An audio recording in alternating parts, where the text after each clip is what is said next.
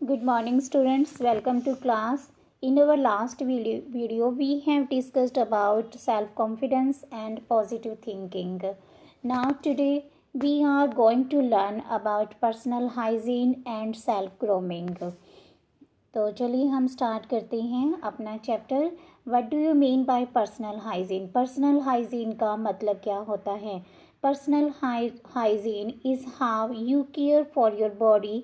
This includes bathing, washing your hands, brushing your teeth, trimming your nails regularly, and many more. It is very important in our life for both health and social reasons. It's the way by which we can protect ourselves and others from illness. मतलब क्या हुआ कि personal जो hygiene होती है उसका मतलब होता है अपने आप को स्वस्थ बनाए रखना, व्यक्तिगत स्वच्छता का ध्यान रखना. स्वच्छता का कैसे, जैसे डेली नहाना चाहिए, अपनी हैंड्स को बार बार वॉश करना चाहिए, ब्रशिंग करनी चाहिए, अपने नेल्स को कट करते रहना चाहिए. और ये सिर्फ अपने लिए ही नहीं, ये दूसरों की हेल्थ के लिए भी बहुत ज़रूरी होते हैं. बिकॉज एक इन्फेक्टेड पर्सन दूसरे पर्सन को भी इन्फेक्टेड कर सकता है या बीमारियों को बुला सकता है. Our next point is that what are the habits to maintain personal hygiene. वो कौन कौन सी आदतें हैं जिनकी वजह से हम पर्सनल हाइजीन को बनाए रख सकते हैं. एट फर्स्ट पॉइंट जो हमने अभी डिस्कस किया है कि take a bath regularly. Daily नहाइए, रेगुलर वे से नहाइए. ये नहीं आप आफ्टर 2-3 डेज बाद नहाए. Clean and trim your nails. अपने नेल्स की ट्रिमिंग कीजिए. अगर वो बढ़ गई हैं टाइम टू टाइम उन्हें कट कीजिए. बिकॉज बड़े हुए नेल्स में नेल में गंदगी इकट्ठी हो जाती है जिसकी वजह से आप बीमारियों का शिकार हो सकते हैं.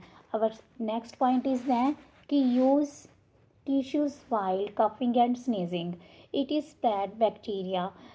जब भी आप कफिंग करते हैं, स्नीजिंग करते हैं तो ऑलवेज़ आप टिश्यू यूज़ कीजिए. क्योंकि अगर आप ऐसा नहीं करते हैं तो होगा क्या कि स्नीजिंग एंड कफिंग के दौरान जो बैक्टीरिया स्प्रेड होते हैं उनकी वजह से दूसरे पर्सन भी इन्फेक्टेड हो सकते हैं. अवर next point is that brush your teeth and floss at least twice a day. अपनी टीथ को ब्रश कीजिए at least 2 times in a day, before eating and after eating. ऐसा करने से आप डेंटिस्ट के पास जाने से भी बचे रहेंगे और एक हेल्दी पर्सन की इमेज क्रिएट होगी. Wash your hands. अपनी हैंड्स को बार बार वॉश कीजिए. जब भी आपको लगे आपकी हैंड डर्टी हो गई हैं या आपने कफिंग या स्नीजिंग की है या कुछ खाया है तो उसके जस्ट आफ्टर आप अपनी हैंड वॉश कीजिए. Maintain personal cleanliness and wear clean inner wear daily.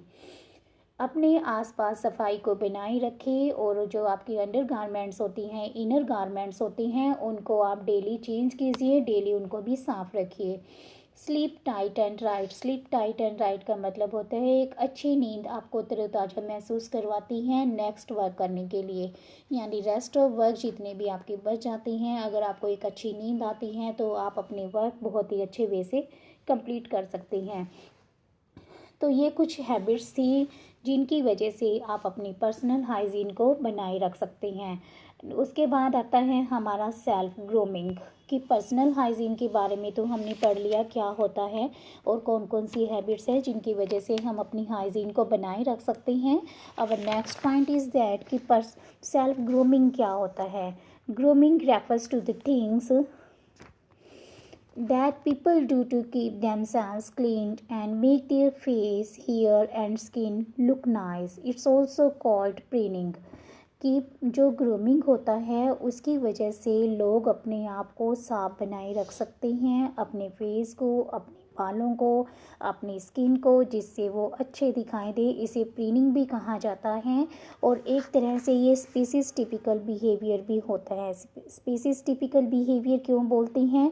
क्योंकि सिर्फ ह्यूमन बींग्स ही नहीं, बर्ड्स एंड एनिमल्स में भी सफाई की हैबिट होती हैं. जैसे आप देखते हो बर्ड्स, कई बार आपने बर्ड्स को पानी में नहाते हुए अपने फड़फड़ा कर अपने आप अपनी स्किन को पोंछते हुए देखा होगा. और एनिमल्स को भी देखा होगा कि वे अपनी पूंछ से प्लेस को साफ़ करते हैं उसके बाद बैठते हैं. तो ये एक तरह से सभी स्पीसीज़ का टिपिकल बिहेवियर होता है. It enhance your personality. ये आपकी पर्सनैलिटी में निखार ला सकता है. इट डजेंट मीन, परंतु इसका मतलब ये बिल्कुल भी नहीं है कि अप्लाइंग लॉट्स ऑफ मेकअप, कि आप अपने फेस पे हद से ज़्यादा मेकअप पोतले एंड वियरिंग एक्सपेंसिव क्लॉथ, या फिर आप अगर महंगे कपड़े डालते हैं तो वो एक तरह से सेल्फ ग्रूमिंग होती है। इसका ये मतलब बिल्कुल नहीं है। It refers to cleaning and maintaining each and every body part. ये किससे संबंधित होता है? ये क्लीनिंग से संबंधित होता है। हर एक बॉडी पार्ट को साफ बनाए रखे, मेंटेन करके रखे, ताकि एक प्लीजिंग अपीयरेंस में आप दूसरों के सामने अपने आप को रिप्रेजेंट कर पाए। चेंजिंग सेल्फ इमेज, जो आपकी इमेज होती हैं कि आपने अपनी इमेज किस तरह से क्रिएट करनी है दूसरे लोगों के सामने, कौन से ऐसे तरीके हैं जिनकी वजह से आप एक अच्छी इमेज क्रिएट कर सकती हैं in front of other peoples. At first point is that कि सेल्फ इमेज क्रिएट करने के लिए सबसे पहले आप अपने आप को साफ सफाई की तरीके से आप अच्छी तरह से दूसरों के सामने पेश करेंगे। कैसे? उसमें सबसे पहले आता है बॉडी लैंग्वेज। जो बॉडी लैंग्वेज का मतलब क्या है कि एक ड्रेसिंग सेंस होना चाहिए आपका। ड्रेसिंग सेंस का मतलब, अगर मान लो आप किसी वर्क प्लेस पे वर्क कर रही हैं तो आपने किस तरह के कपड़े डालने हैं, इस बात को आपको ख़ास तौर से ध्यान रखना चाहिए। हो सके तो wearing professional and conservative clothing, हो सके तो आपको प्रोफेशनल लुक कपड़े दे वही पहनने चाहिए, वही आपकी ड्रेसिंग सेंस होनी चाहिए। दूसरा होता है body language. Body language is the collective name for the use of conscious and unconscious gestures. कि जो बॉडी लैंग्वेज का मतलब होता है कि आप किस वे से अपने आप को दूसरों के सामने रिप्रेजेंट करते हैं। आप अग्रेसिव होती हैं या चार्मिंग वे से दूसरों से मिलती हैं। Smile not only makes us feel better but also make others feel comfortable around इस। वैसे भी कहा जाता है कि अगर आप मुस्कुराते हैं तो मुस्कुराना खाली आपको ही अच्छा बेटर फील नहीं करवाता है, बल्कि आपके नियर अराउंड जो लोग होते हैं वो भी बेटर फील करते हैं। A person with a good positive and a smile definitely looks self confident। जो पर्सन स्माइलिंग कर रहा होता है, जो चार्मिंग फेस में होता है, वो दूसरों को क्या ये महसूस करवा सकता है कि आप बहुत ही कॉन्फिडेंट नेचर के हैं। मीन्स आपकी एक इमेज क्रिएट हो जाती है कॉन्फिडेंट पर्सन के। उसके बाद आता है फिजिकल एक्सरसाइज। जो लोग जितनी ज़्यादा एक्सरसाइज करते हैं वो उतने ही फिट एंड फाइन रहते हैं और सुंदर भी दिखाई देते हैं। इसलिए हो सके तो एवरीडे एक्सरसाइज के लिए ज़रूर टाइम निकालना चाहिए, वर्कआउट के लिए बाहर जाना चाहिए। ये कुछ ऐसी चीज़ें हैं जिसकी वजह से सेल्फ ग्रूमिंग को आप मेंटेन कर सकते हैं, जिसमें हमने फर्स्ट पॉइंट पढ़ा था dressing sense, second one is body language and third one is physical exercise. फिर prepare yourself for everything. अपने आप को प्रिपेयर कीजिए हर तरह की चीज़ें करने के लिए। ज़रूरी नहीं है आपको जो काम दिया गया है आप सिर्फ वही काम करेंगे, उससे हटकर अगर आपको कोई काम दिया जाता है तो आप उसके लिए डिनाई कर देंगे। अपनी पर्सनैलिटी को डेवलप कीजिए, अपने आप को रेडी कीजिए यस कि you can do each and every type of work if possible. कि अगर पॉसिबल है तो आप हर टाइप का वर्क कर सकते हैं। उसमें कुछ स्किल्स भी हैं जैसे इम्बैलेंस ग्रेसफुली। ग्रेसफुली का मतलब है कि जो भी आपको काम करने के लिए दिया जाता है आप उसे ग्रेसफुली कीजिए। कोई आप उसमें ये स्ट्रेस मत मानिए कि इतना सारा वर्क मिल गया, how could I do it, मैं इसे कैसे कर सकता हूँ, ये तो मेरे से होगा ही नहीं। आप चैलेंजेस को एक्सेप्ट करना सीखिए। एक्सेप्टेंस का मतलब होता है when we face a challenge और experience a setback we may feel frustrated, helpless. अगर आपको लगे कि आप किसी चैलेंज को एक्सेप्ट करते हुए बहुत ही फ्रस्ट्रेटेड हो गई हैं, बहुत ही हेल्पलेस हो गई हैं, तो आपको हार नहीं मानना चाहिए। आपको अपने आप को रेडी करना चाहिए कि यस मैं ये चीज़ें कर सकता हूँ।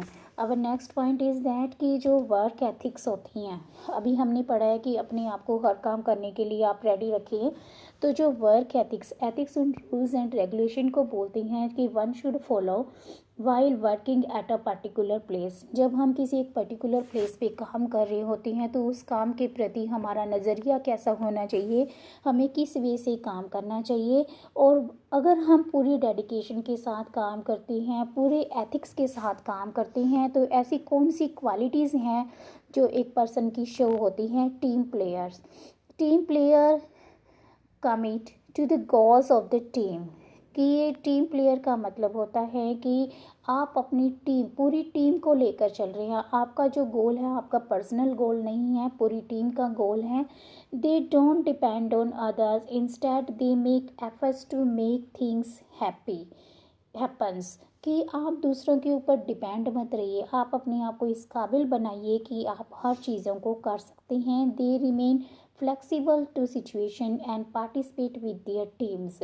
आप हर सिचुएशन के साथ फ्लेक्सिबल रहिए, अर्थात अपने आप को इस काबिल बनाइए कि आप हर सिचुएशन में ढल सकते हैं और अपनी टीम के लिए लीडरशिप का काम कर सकते हैं। टेक इनिशिएटिव्स का मतलब होता है is a work approach where one does things without being stubborn and takes advantage of opportunities that other miss to see। Incentive का मतलब क्या होता है कि ऐसी अपॉर्चुनिटी जब हम कहीं पे वर्क कर रहे होते हैं तो समटाइम्स हमें कुछ अपॉर्चुनिटीज़ भी मिलती है जिनको दूसरे देख नहीं पाते हैं, बट अगर हमारे अंदर स्किल है तो हम उस अपॉर्चुनिटी को गेन कर सकते हैं। अकाउंटेबिलिटी का मतलब होता है being responsible for what you do and are able to give a satisfactory reason for it। कि आप जो भी काम कर रहे हैं वो काम करने का आपके पास एक सुटेबल रीज़न होना चाहिए कि जो मैंने वर्क किया है what are the reason behind it, whether good और बैड। आप सेटिस्फाई कर सके दूसरे को अपनी आंसरिंग से। गिविंग ड्यू क्रेडिट, अगर आपने मार्केट में अपने नियर अराउंड किसी से कुछ लेते हैं या फिर ऐसा काम है जो एक टीम ने मिलकर किया, आपको कोई प्रोजेक्ट मिला है जो खाली आपके अकेले का नहीं है जिसमें पूरी टीम ने कंट्रीब्यूट किया है, तो आपकी ड्यूटी क्या बनती है उस सिचुएशन में कि जो ये क्रेडिट है वो खुद लेने की बजाय पूरी टीम को देने की कोशिश करें। इसकी वजह से क्या होगा, आपके वर्क एथिक्स, आपकी पर्सनैलिटी में निखार होगा। Trustworthiness, it is a crucial component of emotional intelligence. ठीक है, ट्रस्टवर्दी पीपल आर रिलायबल। जो लोग विश्वास के लायक होते हैं वो ज़्यादा टाइम तक स्टेबल रहते हैं। इफ़ दे से दे विल डू समथिंग, अगर वो ये कहते हैं कि हाँ वो कुछ करेंगे, then they will do so, तो वो डेफिनेटली करते हैं और दूसरों को भी उनकी इस बात पे विश्वास होता है। Dependability refers to the quality of being relied upon और able to be counted on. ये हमें अपने आप को रिलायबल रखने में मदद करते हैं और हम दूसरे के सामने हमारी जो इमेज होती हैं वो एक काउंटेड पर्सन की हो जाती है। To be at work on time, हर एक काम टाइम पर करने की हैबिट से। To be responsible for our actions and behaviours, अगर हम अपना काम टाइम पे पूरा करते हैं तो इट मीन्स हम अपने काम के लिए रिस्पॉन्सिबल हैं। हर कोई हमारे ऊपर ट्रस्ट करके हमें और अच्छे से काम देना चाहेगा और वो हमारी ग्रोथ का एक साइन होता है। ऑर्गेनाइजेशन स्किल का मतलब होता है ability to keep work organised and remain focused without getting lost. बिना लॉस की परवाह किए बगैर अगर हम फोकस होकर अपना काम ऑर्गेनाइज्ड वे से करते हैं तो वो भी हमारी वर्क एथिक्स को शो करती हैं। तो ये कुछ पॉइंट्स थे जो एक वर्क प्लेस पे रहते हुए हर पर्सन को फॉलो करने चाहिए, जिसकी वजह से उसकी अपीयरेंस में उसकी जो इमेज होती हैं उसमें क्या हो, डेवलपमेंट हो, एक अच्छी इमेज क्रिएट हो लोगों के सामने। क्लीन वर्क एनवायरनमेंट का मतलब होता है जहाँ पे भी आप वर्क कर रहे होते हैं उस इन्वायरमेंट को आप क्लीन रखें। मान लो एक आपका ऑफिस टेबल है, अब आप ऑफिस टेबल को किस तरह से अरेंज करके रखते हैं। अगर वो स्कैटर्ड है, वो देखने में मैनेज नहीं है, ऑर्गेनाइज्ड नहीं है, तो दूसरों के सामने एक गलत इमेज आपकी क्रिएट हो जाती है। वैसे एक इडियम्स भी है, एक कोट भी है, कहा जाता है कि cluttered desk is a sign of cluttered mind, कि एक जो बिखरा हुआ डेस्क होता है वो एक बिखरे पड़े हुए माइंड का ही संकेत होता है। इसका मतलब क्या है कि हमारे विचार भी फिर सुलझे हुए नहीं लगते हैं, हमारी जो पर्सनैलिटी है वो एक विजडम पर्सन की नज़र नहीं आती है। तो आज की वीडियो में हमने क्या पढ़ा बच्चों कि पर्सनल हाइजीन कैसे होता है, what do you mean by work ethics क्या होती हैं, कि डिसिप्लिन के साथ हार्ड वर्क के साथ कंबाइन करके अपना काम करना ही वर्क एथिक्स होता है। A strong work ethics plays a vital role in building a successful career. एक स्ट्रॉन्ग वर्क एथिक्स से ही हम अपने कैरियर को स्ट्रॉन्गली डेवलप कर सकते हैं। और कौन सी ऐसी क्वालिटीज़ हैं जिनकी वजह से हम वर्क एथिक्स को बनाए रख सकते हैं, जिसमें हमारा फर्स्ट पॉइंट था team player, take initiatives, accountability, giving due credits का मतलब खाली खुद क्रेडिट ना लेकर दूसरों को भी क्रेडिट देने की कोशिश करना, trustworthiness, dependability, organisation skill and clean work environment, जिसमें हमने एक कोट भी पढ़ी थी कि a cluttered desk is a sign of cluttered mind. उसके बाद हमने पढ़ा है सेल्फ ग्रूमिंग के बारे में और फैक्टर्स कौन कौन से थे सेल्फ ग्रूमिंग को मेंटेन करने के लिए, हमारी ड्रेसिंग सेंस, हमारी बॉडी लैंग्वेज और हमारी फिजिकल एक्सरसाइजेस।